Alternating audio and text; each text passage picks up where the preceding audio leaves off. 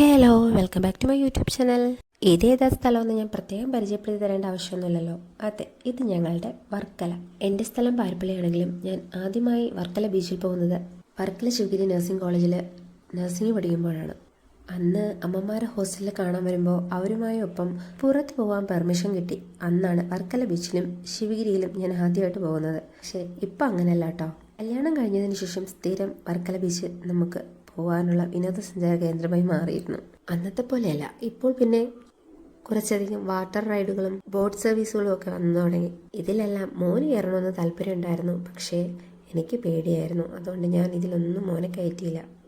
പിന്നെ അവിടുത്തെ കാഴ്ചകൾ ആസ്വദിക്കുന്നതിന് പ്രത്യേകിച്ച് പൈസ ചിലവില്ലാത്തതിനാൽ ഞങ്ങൾ കുറച്ചധികം നേരം അവിടെ നിന്ന് കാഴ്ചകളൊക്കെ കണ്ടു. ഈ വാട്ടർ റൈഡുകളിൽ എല്ലാവരും കയറുന്നുണ്ട്, കുഞ്ഞുങ്ങളും വലിയവരും എല്ലാം. അങ്ങനെ വെറുതെ വിടില്ല കേട്ടോ, ട്രെയിനറൊപ്പം കാണും എന്തായാലും. ഇനി അധികം നേരം നിന്നാൽ എൻ്റെ മോനും അതിലെങ്ങനെ വലിഞ്ഞു പിടിച്ച് കയറുമെന്നുള്ള പേടിയിൽ ഞാനും അവിടെ നിന്ന് സ്ഥലം കലിയിക്കാൻ തീരുമാനിച്ചു.